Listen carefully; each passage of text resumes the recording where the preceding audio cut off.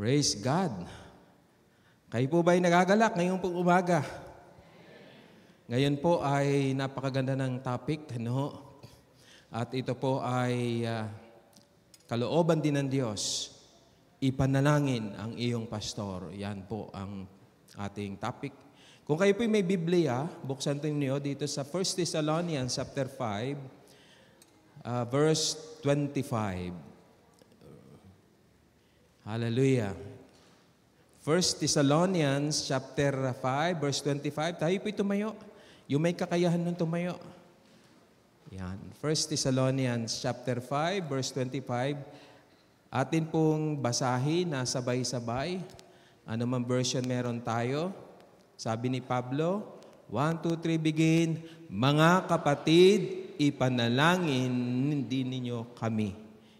Tayo po'y manalangin, Lord. Salamat po sa iyong salita na mahayag ngayon pong umaga. Pagpalain mo, Panginoon, ang mensahe mo sa pamamagitan ng banal na Espiritu. Kami, O Diyos, ay hipuin, kami ay hamunin upang kami makapagministeryo sa aming mga leader. Pinupuri ka namin, niluluwalhati ka namin. Ito po aming dalangin sa pangalan ni Jesus. Amen at amen. Kayo po mga kapuna, salamat po. Bahagi po na napagkasunduan ng pamunuan ay ipanalangin na ang Mabini Bethel Temple ay magkaroon na ng pastor. No? Para tuloy-tuloy yung pong growth. Nakakatuwa sapagkat ang Mabini Bethel Temple ay pinapalago ng Panginoon.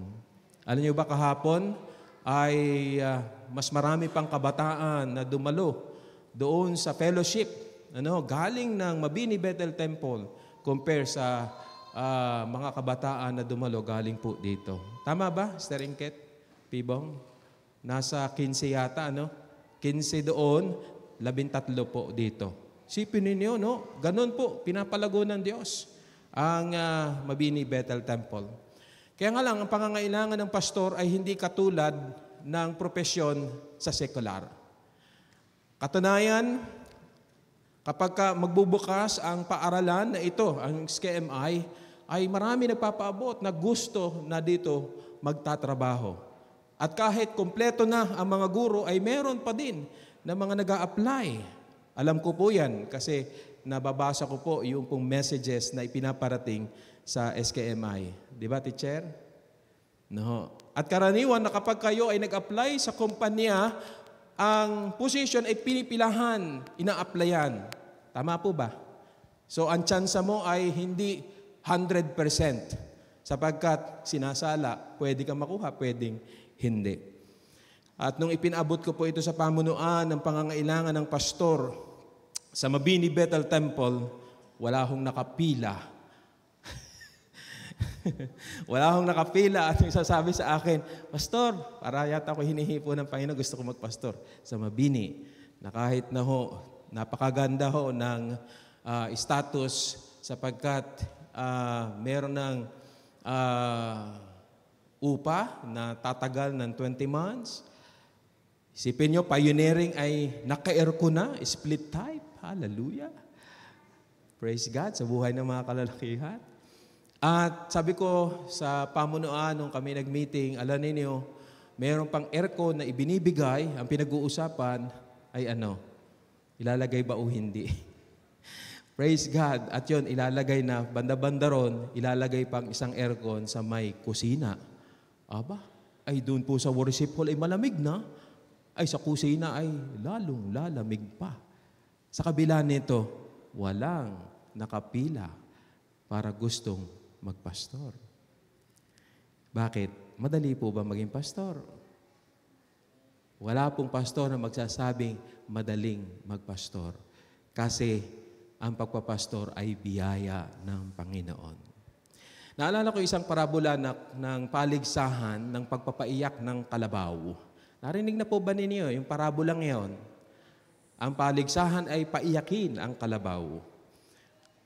May premyo pag napaiyak ang kalabaw. Parabola po ito. Ngayon, dahil ang paligsahan ay pagpapaiyak ng kalabaw, meron ng umuna. At kinausap ang kalabaw at sasabi, ikay aking tatapahin. Ikay aking kakatayin. Hindi man lamang natinag, hindi po umiyak ang kalabaw. At merong isa medyo malupit-lupit, ay pinalo, hinagupit.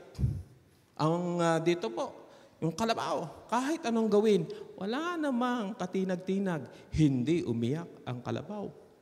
Merong isang lalaki lumapit. Malumanay. Naku, maya-maya iyak na ang kalabaw. Tinanong yung lalaki, anong ginawa mo? Ang sabi niya, sinabi ko lamang sa kanya ang aking gawain at pati yung aking sweldo, umiyak ang kalabaw. Yun pala, kung mausap ay pastor, umiyak ang kalabaw dahil sinabi ang napakaraming gawain niya.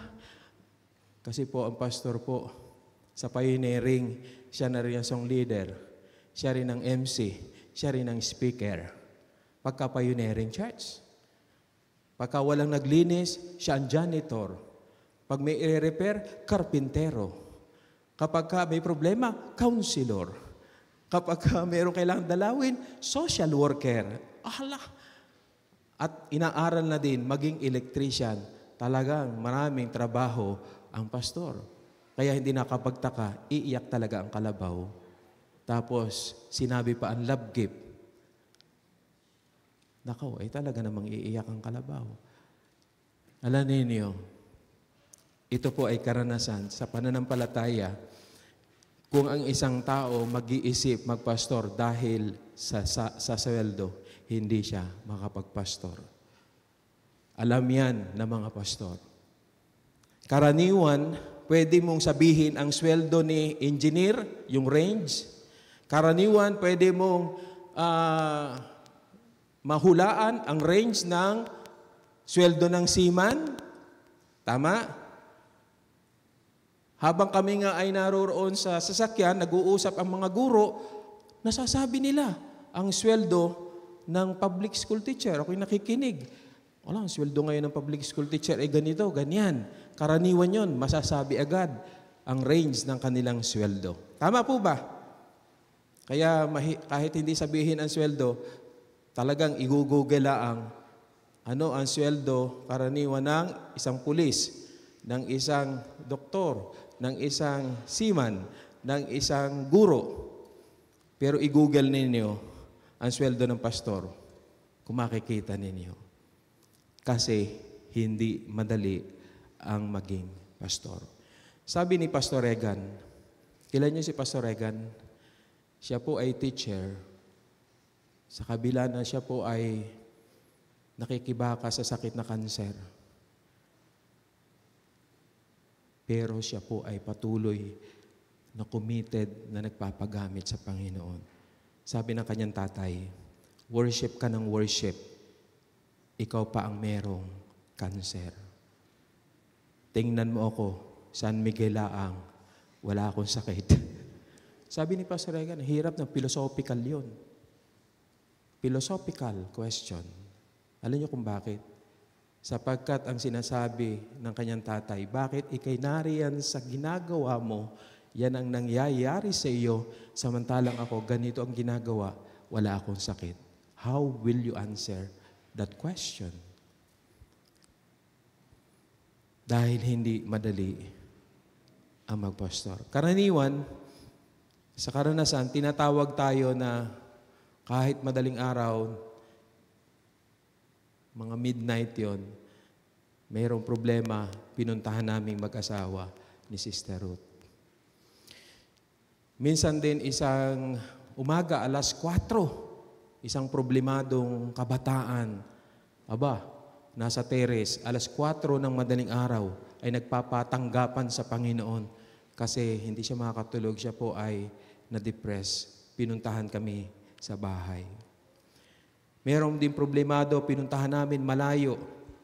Pinuntahan namin at sila ay ipinanalangin. So karaniwan kapag may problema, may nabalitaan kami may sakit, karaniwan yan, kami ay pupunta sa kanilang tahanan para ipanalangin.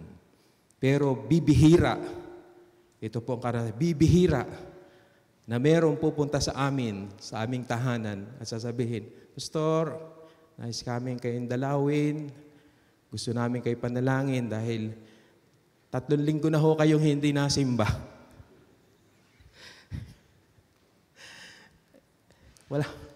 Kasi wala akong karapatan na lumiban ang pastor. Bibihira. Iniisip ng mga membro, kaya yan ang pastor. Malakas ang pastor.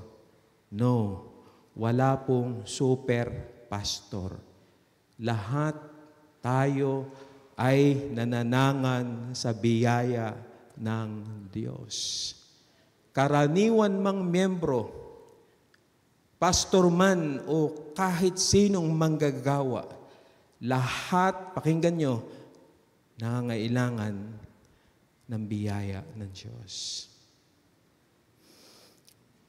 Si Moses, nung siya po ay nakataas ang kamay habang nakikipaglaban, dumating ang time, nangalay po siya. Ngunit kailangan hindi niya ibaba ang kanyang kamay dahil habang bumaba ang kamay, natatalo ang mga Israelite. So kahit na siya, nung una malakas, nakataas ang kamay, si Moses, nangalay po siya. Pero salamat, merong Aaron, merong Ur, na sa panahon ng kanyang pangangalay, ay meron po na mga kamay na willing na magtaas din upang sumuporta sa pagtataas ng kamay ni Moses. At ganoon din naman si Josue, ang tungkulin niya ay makibaka, makipaglaban, at nanalo po ang mga Israelita. Hindi ilingid sa ating lahat na kahit manggagawa, meron din pong hinaharap na mga problema. Ang tanong ay, napakakaraniwan na kapag may problema, hanapin ang pastor para isik ang counsel, para ipanalangin siya. Pero dumating ba sa isipan, paano kung ang pastor ay merong problema, saan siya lalapit? Naisip po ba na, saan siya pupunta? Sino ang kaniyang pagsasabihan ng kaniyang problema? Si Apostol Pablo ay may hamon sa mga mananampalataya na bata pa. Alam po ninyo itong iglesia sa Thessalonica, bata pa sa edad pero malago sa pananampalataya. Bakit ko po nasabi na malago sa pananampalataya? Dito niya inaddress, sinabi niya, ipanalangin niyo kami. Ipanalangin niyo kami. Alam niyo itong iglesia sa Thessalonica, galing sa Pilipos, na itatag ito pong iglesia sa Thessalonica. Ngunit may mga Hudyo na nainggit sa ministry niya na nag-prosper ang pangangaral sa mga Hintil. Pinersecute. Ito pong si Apostol Pablo. Kaya nagpunta siya naman ng Berea hanggang sa napunta siya ng Corinto. At nung siya po'y nasa Corinto, isinugo po ito pong si Timoteo at yun, nag-report si Timothy na nangyayari dito po sa Thessalonica. Kaya po, ipinaabot yung hamon na sa kabila ng mga persecution, sa kabila ng mga kahirapan na dinaranas sa pangangaral ng salita ng Diyos, ay patuloy na sila'y magpakalakas, especially sa paniniwala tungkol sa muling pagbabalik ng ating Panginoon. At kasabay din po nito ay ang kanyang pagpapaabot dito po sa sulat niya sa Thessalonica, ipanalangin din ninyo kami. Ulitin po natin dito sabi, 1 Thessalonians 5:25, ang sabi po, mga kapatid, hindi address sa lahat ng tao, kundi sa mga mananampalataya na sinabihan na laging manalangin, ipanalangin din ninyo kami. Yun po. Kailangan din po namin na mga panalangin, na mga pastor, mga kamanggagawa. Meron pong pag-aaral, mga kapatid, mula po doon ng Barna, nagkaroon ng survey tungkol sa pag-quit ng mga pastor sa ministry. Alam nyo, mas tumaas pa. Mula noong January 2021, meron lamang 21%. Pero nito pong 2022 ng March, tumaas pa, naging 42%. Ang pinakamataas na dahilan ng pag-quit ng isang pastor ay stress. Naku, ay kapag ikaw ay ma-stressin. Kung ikaw ay ma-stressin, huwag kang magpapastor. Kasi po, yung problema ng mga tao, bukod sa problema mo, poproblemahin mo na din. Kita niyo si Moses? Sa kabila ng kanyang ginagawa, siya po ay tinuring na humble.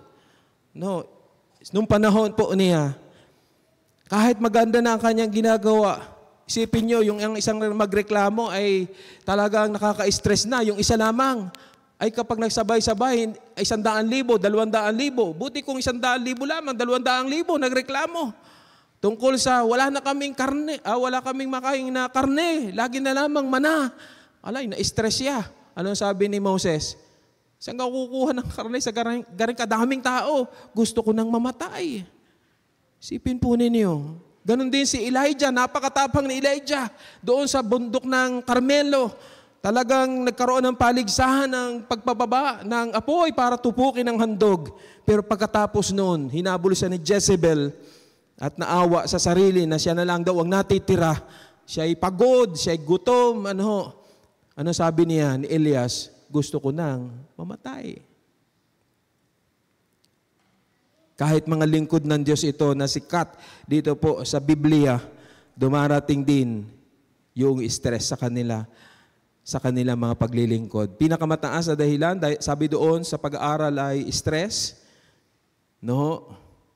Dulot ng trabaho, tungkulin niya. Kalungkutan, isolation, 43%. Political divisions, kung mayroong mga di pagkakaunawaan doon po sa leadership, 38%. Yung malungkot na epekto ng gawain sa pamilya, isa rin po rin yung, alam niyo, merong isang nag-confess na anak ng pastor. Anak ng pastor, ito po'y tunay na buhay. Nung habang sila'y nakain, ay may dumating na nangangailangan, ang ginawa ng pastor, kinuha yung pagkain at ibinigay doon sa miyembro. Alam nyo, sabi nung anak, mas mahal pa ni Papa ang ibang tao kaysa sa amin. Pero ang gusto lamang ng pastor ay may padama yung pagkalinga sa kanyang mga miyembro.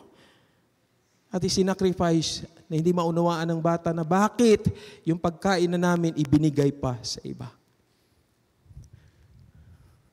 Yung epekto ng gawain niya sa pamilya. Isang kabataan din babae nag-confess sa kanyang tatay. At ang sabi niya sa kanyang tatay na pastor, Tay, magkano po ang inyong allowance, ang inyong love gift per day? Bakit anak? Sabi niya, ako po'y nag-iipon na ibibigay ko po sa inyo para yung isang araw ninyo may lagi sa amin. Kakatouch. Isang anak na kabataang babae na longing sa presensya ng kanyang tatay na pastor. Kaya noong pong kami umattend ng pastor to pastor, bless the pastor, I mean. Iba pala yung pastor to pastor, bless the pastor. Alam niyo naging speaker doon? Anak ni Pastor Kino. Mga pastor ang kinausap. Anak ng pastor na sinermonan ang mga kabataan at matatandang pastor. Nung nagbukas ng karanasan ng anak na pastor dahil sa kalagayan ng ministry, ng trabaho ng kanyang tatay, naroon nagbukas siya. Alam nyo, ang dami po mga pastor nakarelate at nakita nila na hindi lamang ang ministry ay sa labas ng kanyang tahanan. Meron siyang ministering mahalaga sa kanyang mga anak. Naiyak ang marami mga pastor noong mga time na yon. Kami po'y nado doon. Ako po'y manado doon. At nababalitaan naman po natin kapag ang kabataan, halimbawa anak ng pastor, ay may ginawa, hindi naman perfect. Wala naman perfect. Amen po ba? Tapos kapag kinumpront ang kabataan na ito na anak ng pastor, sabihin, anak ka pa naman ng pastor. Tama po? Mataas. Kung mataas ang tingin sa pastor, dapat ganun din sa anak ng pastor. Pagka naman asawa, di ba asawa yun ng pastor? Tama po. Narinig po natin yan, di ba? Masakit nito, doon sa miyembro. Kapag meron ginawa na di mabuti sa isang church ay sasabihin, yan kang itinuturo ng pastor. Aba, ay pati naman yun. Damay pa rin ng pastor. Wala na suutan. Puro pastor. Ay, hindi ka anak yan ng pastor. Ay, yung anak ng pastor, hindi naman nag-Bible school. Nakakatawa nga kahit nga yung mga asawa ng pastor, kapag ka naging asawa, tawag na din ni pastora. Tama ka, Sister Ruth? Marami ka din tumawag sa iyo na pastora. Ay, pastora. Klaseng kapag ka doktor ang naging asawa, doktor na din. Pag karpintero na din. Pero pagka asawa ng pastor, tawag na yung pastora. Malungkot na epekto ng gawain sa pamilya, 29%. Di pagiging positibo sa future ng kanyang ministry, 29%. Magkaiba ang pangitain ng church at siya, kakaroon ng conflict, 29%. Pagbaba ng growth sa bilang na isinisisi rin sa pastor. Dissatisfied sa gawain, 22%. Pakiramdam ay di siya nirerespeto ng congregation, 21%. Ito po ay mga natala po. Hindi ito po gawa-gawa lang. Ito po ay survey. Di siya equipped para maging successful. Kasi hindi lahat ng pastor ay pumasok sa formal education. 19%. Hindi supported ng staff, 12%. Tinawag sa ibang gawain, 10%. Meron siyang personal crisis, 6%. Di inaasahan sa ministry, 6%. Di respected outside the church, 6%. None of the above, 2%. At iba ang dahilan, 22%. Mga kapatid, tingnan ninyo ang sufferings ni Apostol Pablo sa kanyang ministry. 2 Corinthians 12:23-30. Nais ko pong basahin sa inyo para maunawaan niyo ang nature ng gawain ng isang manggagawa. 2 Corinthians 11:23-30. 2 Corinthians, please open your Bibles. 2 Corinthians 11:23. Pakinggan po ninyo. Sinalaysay ni Apostol Pablo yung kaniyang mga pinagdaanan. 2 Corinthians 11:23-30. Sila ba'y mga lingkod ni Kristo? Mas mabuti akong lingkod ni Kristo kaysa kanila. Para kung isang baliw na nagsasalita ngayon, higit ang aking pagpapagal kaysa kanila. Mas maraming beses akong nabilanggo, hinagupit ng napakaraming beses, at madalas ay nabingit sa kamatayan. 5 beses akong tumanggap ng 39 na hagupit mula sa mga Hudyo. 3 ulit kong naranasang hagupitin ng mga Romano at minsan pinagbabato. 3 beses kong naranasang mawasak ang barkong aking sinasakyan, at minsan buong araw at gabi akong lulutang-lutang sa dagat. Sa malimit kong paglalakbay, nalagay ako sa iba't ibang panganib, sa mga ilog, sa mga tulisan, sa aking mga kababayan, sa mga hintil, mga panganib sa lungsod, sa ilang, sa dagat, sa mga huwad na kapatid. Naranasan ko rin ang labis na hirap at pagod, malimit na nagpupuyat, matinding gutom at uhaw. Naranasan kong ginawin, ngunit wala man lamang maibalabal. Bukod sa lahat ng ito, araw-araw kong pinapasan. Ito po. Tingnan ho ninyo ito. Gaano kabigat ang tungkulin ng isang tunay, kasi may mga upahang pastor, ay pagkahutunay. Sabi doon, bukod sa lahat ng ito, araw-araw kong pinapasan ang alalahanin. Pinapasan ang mga alalahanin para sa lahat ng mga iglesia. Kapag may nanghihina rin ako. Kapag may nahuhulog sa pagkakasala, labis ko itong ikinagagalit. Kung kailangan kong magyabang, ipagyayabang ko ang mga bagay na nagpapakita ng aking kahinaan. Tingnan po ninyo ito. Salaysay ito ng isang manggagawa. Hindi ganun kadali, mga kapatid.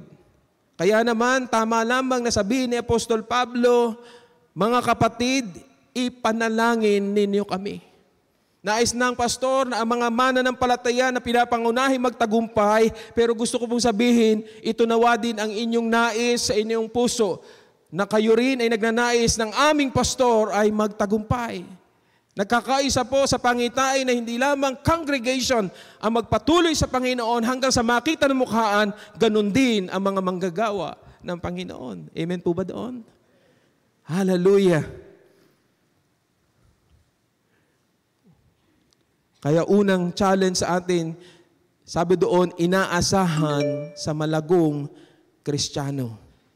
Mahirap po na sabihin na ipanalangin mo ang iyong pastor sa isang immature na ang lagi nakikita ay ang kaniya lamang pangangailangan. Pero kapag ka malago na Kristiyano, posible po na mangyari ito. Bakit? Sapagkat siya ay tumitingin din sa kabutihan ng kanyang manggagawa. Chapter 1, verses 1 to 10, makikita ninyo, sabi ko nga kanina, kahit bata pa sa edad, ito pong iglesia sa Thessalonica, sila po ay mature.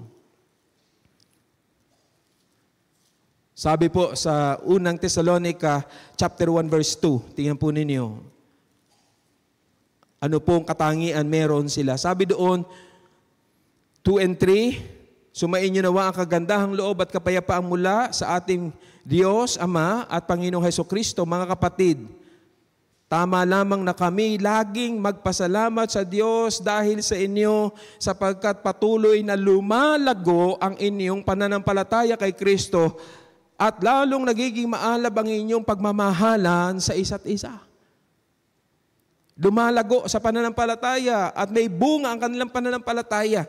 Masipag sa gawain ng Diyos. Sabi doon sa verse 6, gagawin ng Diyos ang nararapat tiyak na pahihirapan niya ang mga nagpapahirap sa inyo. Kayo naman mga nagtiis ay aliwin niyang kasama namin kapag ang Panginoong Hesus ay nihayag na mula sa langit kasama ang mga makapangyarihang anghel. So makikita ninyo kung si Pablo ay nakaranas ng pag-uusig, kahirapan, ganun din sila. At sila po ay nagpatuloy. Ang kanila pong pananampalataya at ang kanilang pagtitiis ay naging huwaran sa iba. Sa verse 7, makikita nyo, kayo naman ay nagtiis. Ikalawang Thessalonica yun. Dito po, 1 Thessalonians 1 and 2, lagi kaming nagpapasalamat sa Diyos dahil sa inyo tuwing kasama kayo sa aming panalangin. Verse 3, inaalala namin sa harapan ng ating Diyos at Ama na ang inyong mga gawang dahil sa inyong pananampalataya, ang inyong pagpapagal dahil sa inyong pag-ibig at ang inyong pagtitiis dahil sa inyong pag-asa sa ating Panginoong Hesukristo. Pareho lamang. Naroon po yung kanilang paglago sa pananampalataya. Tinularan po sila ng iba. Verse 7, tingnan po ninyo. Kaya't naging huwaran kayo ng mga mananampalataya sa Macedonia at Akaya. Bahagi po ng kanilang paglago ay yung dating buhay nila ay kanila ng tinalikuran. Verse 9, sabi po doon, verse 9, ang mga taga-roon na rin ang nagbalita kung paano nyo kami tinanggap. Sila rin nagsasabi kung paano nyo tinalikuran ang pagsamba sa mga Diyos-Diyosan upang maglingkod sa tunay na Diyos na buhay. Isipin, ito po yung may application ng pagiging tunay na mananampalataya. May pagbabago ng buhay. Iniwan ang dating buhay, mayroon pong mapalat na pag-asa sa muling pagbabalik ng Panginoon. At sabi sa verse 6 ay napakasipag sa gawain ng Diyos. Tingnan po nyo, ulitin ko lang, verse 6, sinundan ninyo ang aming halimbawa at mga halimbawa ng Panginoon. Kahit dumanas kayo, yun po sinasabi ko kanina, pareho lamang po dun sa 2 Thessalonians, kahit dumanas kayo ng napakaraming paghihirap, tinanggap ninyo ang salita ng Diyos ng may kagalakan mula sa Espiritu Santo. Tingnan po ninyo. Kaya po inaasahan ito sa malagong Kristiyano, sa mga mananampalataya at sinasabi sa atin na mga malago sa pananampalataya, Kasi mas posible po yun eh. Address sa mga malago sa pananampalataya, ipanalangin ang pastor. Amen po. Ipanalangin ang pastor. Pangalawa, alisin ang hadlang sa pangangaral. Kaya kailangan ipanalangin kasi alam po ninyo, hindi papayag ang kaaway na maging madali ang pangangaral. At wala namang nagpastor na hindi mangangaral. Inaasahan sa pastor na siya po'y mangangaral. Amen? Sa loob at sa labas ng church. At hindi papayag ang, ulitin ko, hindi papayag ang kaaway na maging madali ang pangangaral. Chapter 2 verses 1 to 9, tinan po ninyo, mga kapatid, kayo na rin ang nakakaalam na hindi nawala ng kabuluhan ang pagpunta namin sa inyo.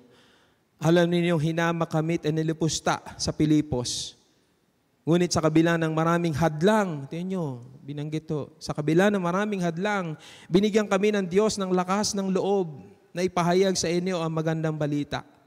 Ang pangangaral namin na hindi batay sa kamalian o sa masamang layunin o sa hangad na manlinlang, sapagkat minarapat ng Diyos na ipagkatiwala sa amin ang magandang balita. Nangaral kami, hindi upang bigyang kasiyahan ang mga tao, kundi ang Diyos na sumisiyasat ng ating puso. Alam ninyo na ang aming pangangaral ay hindi sa pamamagitan ng matatamis na pangungusap o ng mga salitang nagkukubli ng kasakiman. Saksi namin ang Diyos, hindi kami naghangad ng papuri ninyo o niniman. Kahit bilang mga apostol ni Kristo na may karapatang humingi ng anuman mula sa inyo, sa halip, naging magiliw kami sa inyo tulad ng inang mapagkalinga sa kanyang mga anak. Dahil sa laki ng aming pagmamahal sa inyo, hindi lamang kami handang ibahagi sa inyo ang magandang balita, kundi maging ang aming buhay. Mga kapatid, tiyak na natatandaan pa ninyo kung paano kami nagtrabaho at nagsikap araw-gabi para hindi kami makabigat kanino man habang ipinapahayag namin sa inyo ang magandang balita mula sa Diyos. Alam po ba niyo si Apostol Pablo, naging tent maker po siya. At ang sinasabi ni Pablo, kahit may karapatan kami na humingi ng inyong suporta, hindi namin inasahan, kundi sabi, nagpagal kami araw at gabi upang hindi maging pabigat. Sinabi ni Pablo, ang persecution naranasan sa Pilipos. Binanggit niya yung kanyang motibo sa kanyang pangangaral. Binanggit sa verse 9 yung kanyang personal na pangangailangan. Naalala ko po yung mga leaders sa isang church na aking tinulungan na ang sabi po ng mga leader ay, si pastor ay nagkukulang na sa mga ministry. Lagi siya nagsasideline, ganito, ganyan ang ginagawa. May tindahan sa bayan, tapos ganito, ganyan. Sabi ko doon sa mga leader, sabi ko, kumusta ang suporta ninyo sa inyong pastor? Doon sila ay parang nabuksan ang isipan nila at naisip, nga. At yun, napag-usapan namin noon, mga year 2000 yun, sabi ay, yung mga leader, dahil maliit lamang yung church, ay nag-pledge sila yung mga leader na certain amount para idagdag doon sa allowance ng pastor. Madaling isipin na dapat gawin ng pastor ito, dapat ganito, ganyan, gawin. Ito pastor, ito dapat ang gawin niya. Pero ang tanong, ano ang ginagawa niya sa kanyang pastor? At yun, nabuksan ang kanilang isipan doon. Binanggit dito sa chapter 2, verse 16 to 20. Tingnan po ninyo. Chapter 2, 16 to 20. Ang aming pangangaral sa mga hintil upang ang mga ito'y maligtas ay kanilang hinadlangan. Umabot na sa sokdulan ng kanilang kasamaan. Kaya't ngayon bumagsak na ang puot ng Diyos sa kanila.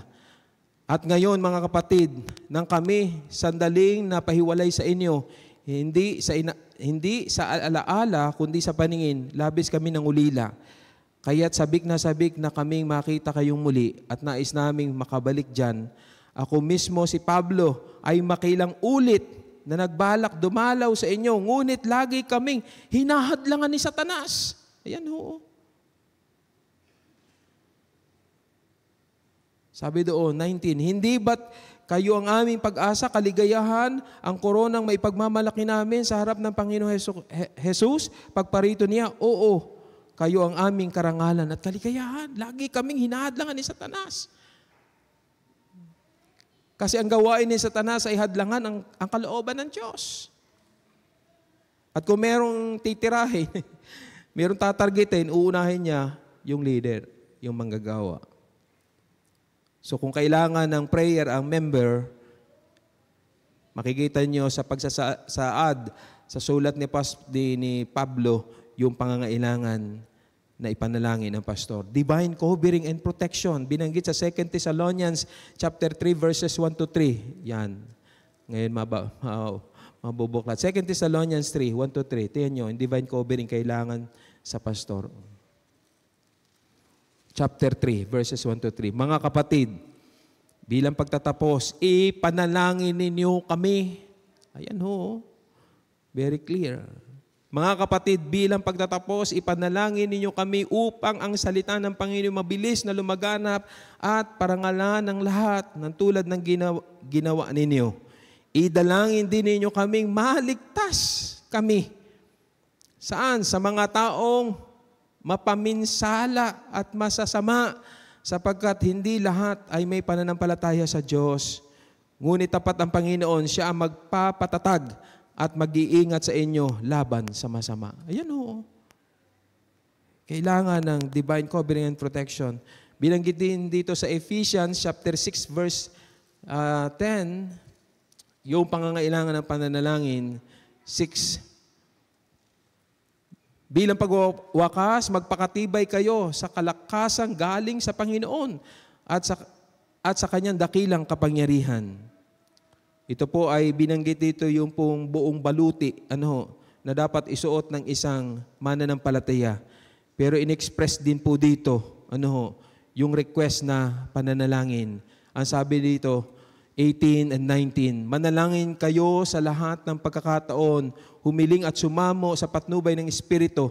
Lagi kayong maging handa at patuloy na ipanalangin ang lahat ng hinirang ng Diyos. Tingnan po ninyo sa 19. Hindi po siya super apostle, hindi po siya super pastor. Si Apostol Pablo na po ito, sabi niya, ipanalangin din ninyo akong pagkalooban ng wastong pananalita upang buong tapang kong maipahayag ang hiwaga ng magandang balitang ito.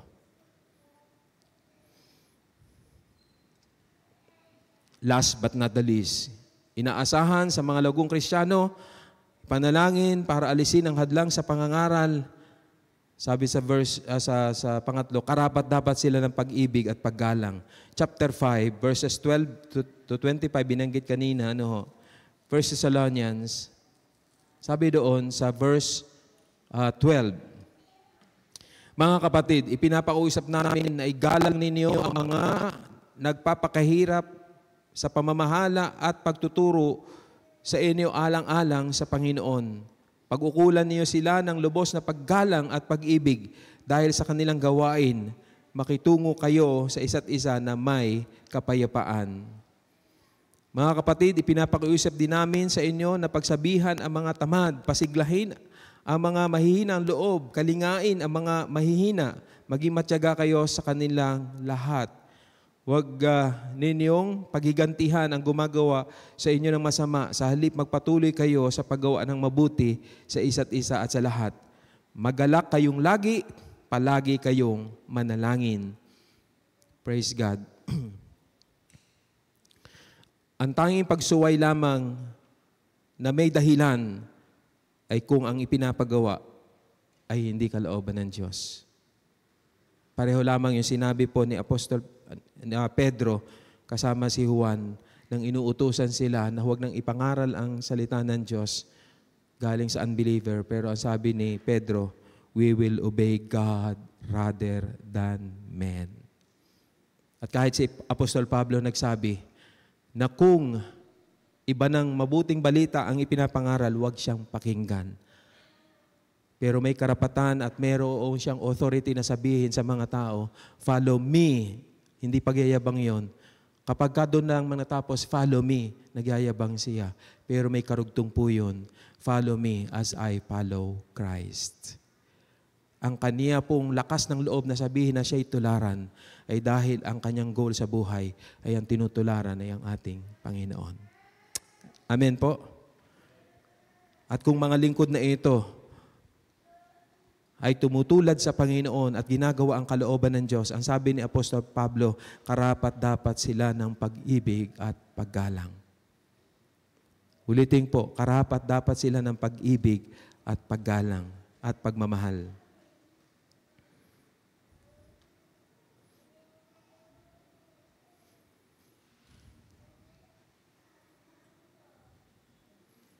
Naalala natin, kapag umalis si Pablo sa isang lugar, nagpapadala siya ng tagapag-alaga.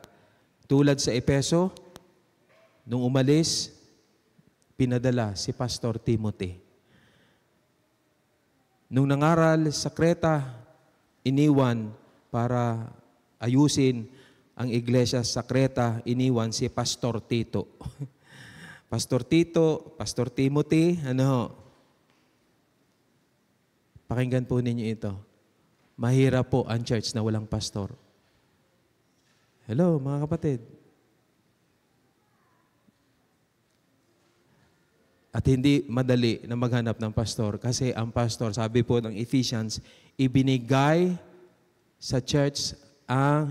ng Panginoon sa church ang pastor, ebanghilista. Hindi ho tao ang napili ng pastor. Ang Panginoon ang naglalagay ng pastor. Amen po? Amen? Minsan madalas, na-appreciate lamang ang pastor kapag wala na ang pastor, kapag namatay na ang pastor. Pero habang naroon ang pastor, akala nila habang panahon ang pastor. Mga kapatid, walang habang panahon na pastor, pero habang siya'y nagpapastor, ipanalangin siya, tulungan, dahil ang ginagawa niya hindi sa kanyang sarili, ang ginagawa ay sa kaharian ng Panginoon.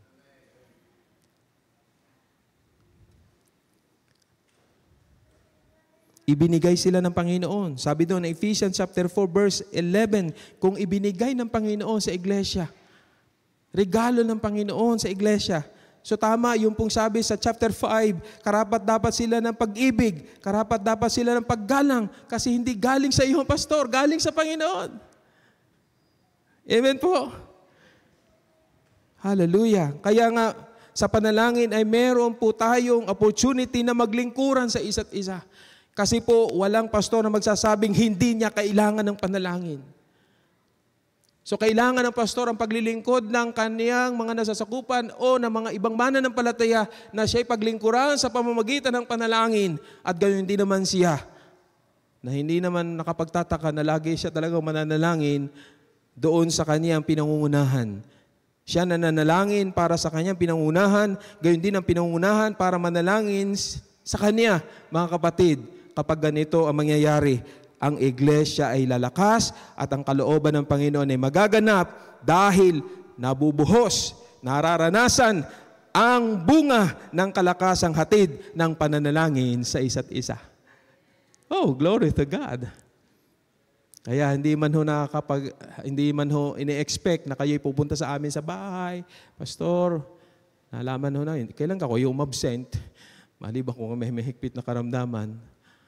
O doon sa ibang mga manggagawa, hindi po karaniwan, may pupunta mananalangin. Pero sa pamagitan ng pagbubukas ng pangangailangan ng isang manggagawa, sa inyong pananalangin, inyong sasambitin ang pangalan.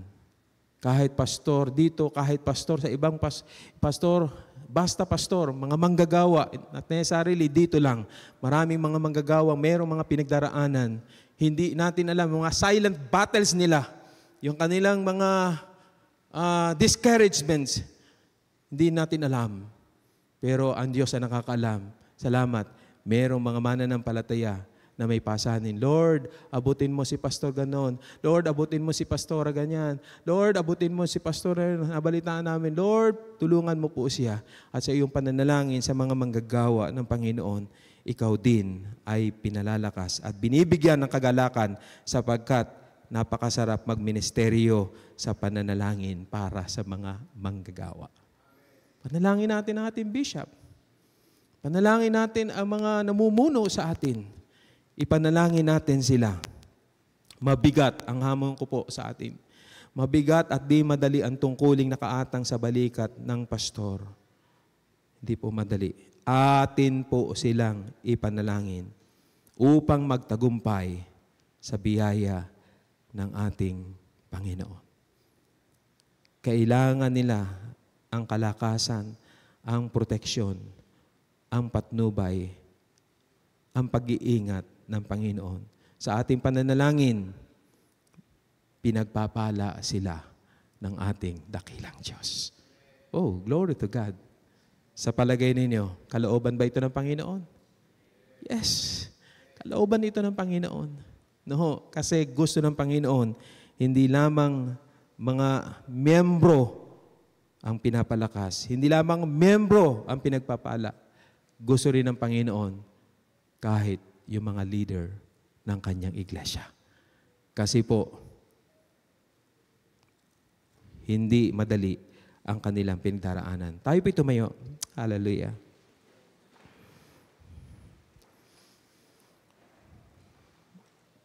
Pwede ko bang anyayahan ang aking mga kamanggagawang pastor dito?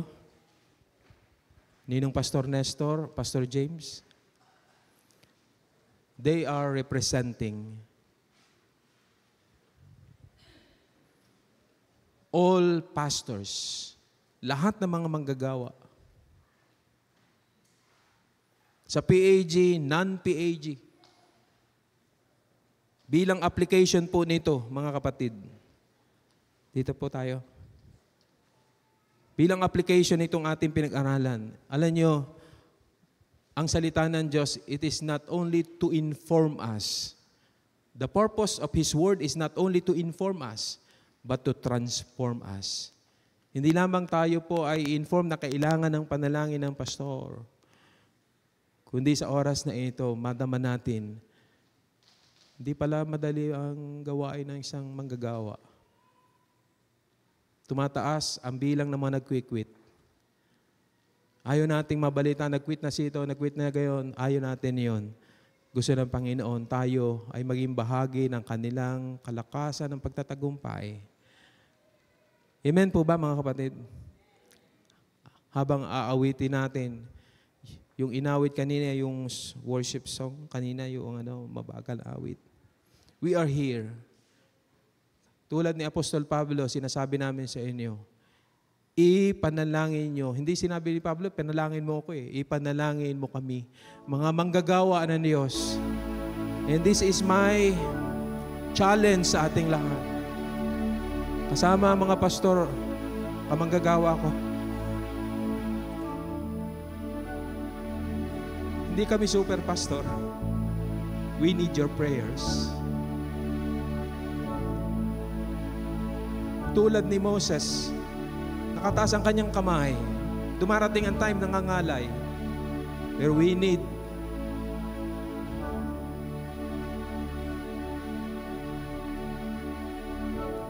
everyone who will lift us up.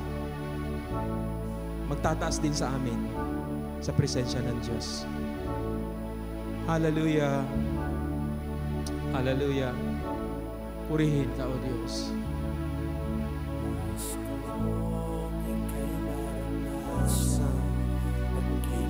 Oh, glory, hallelujah. Narito kami, O Diyos, mga manggagawa mo.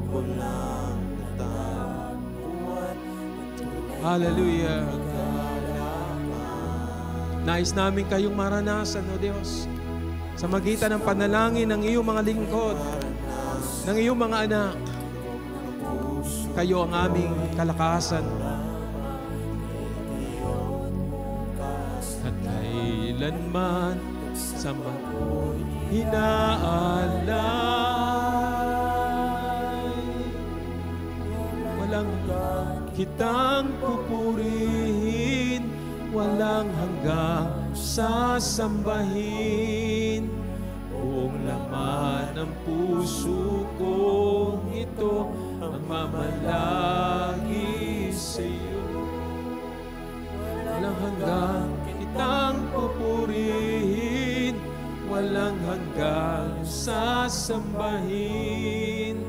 Buong laman ng puso ko ito, mamamalagi sa'yo. Hallelujah. Purihin ka, O Diyos. Dinudulog ko ang aking mga kamanggagawa sa inyo. Ang buong congregation, O God, ay nagsasalita ng kalakasan ng iyong pagpapala sa iyong mga lingkod na ito, kay Ninong Pastor Nestor, kay Pastor James, kay Pastor Bong.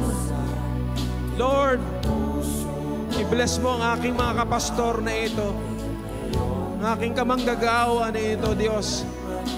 Lord, i-bless mo po ang aming bishop, ang executive,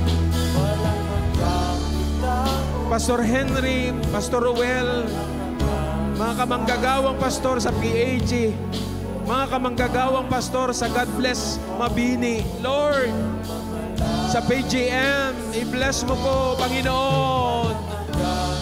Tulungan mo kami na makita ang pangangailangan ng mga kamanggagawang ito. They have their own silent battles.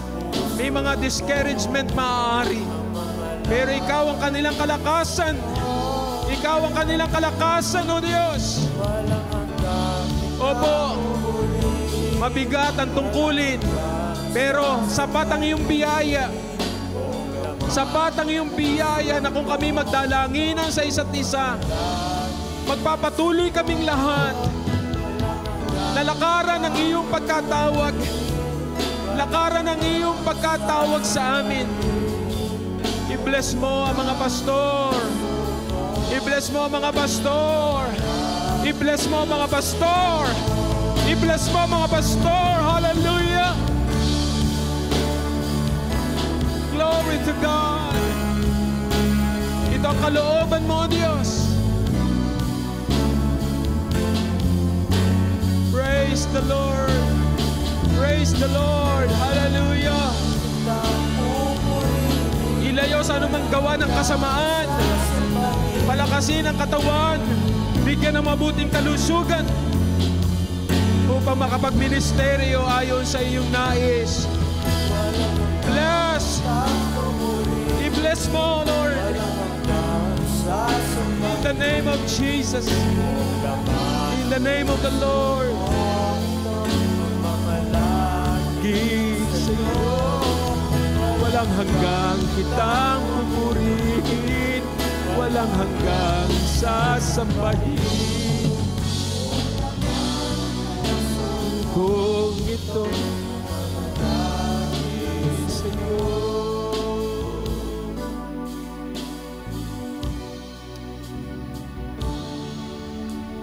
Hallelujah. Hallelujah. Ito ang kalooban mo sa inyong iglesia, na magdalanginan sa isa't isa.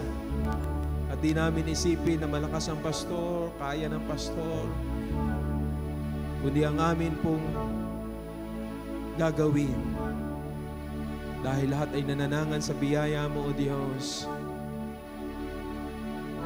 Tulungan, pagpalain ang aming mga pastor.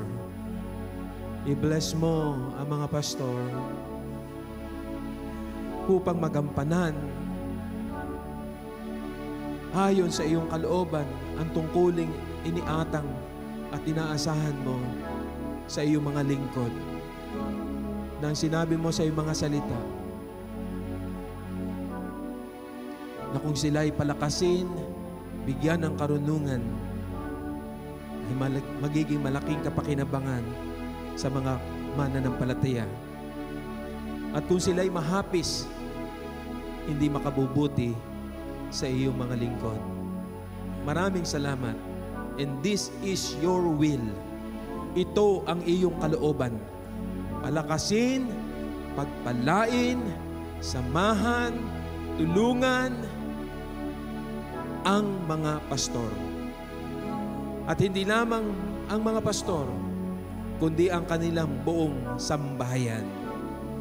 At ang church dito sa San Pedro Bedal Temple ay nagsasalita ng pagpapala sa mga pastor.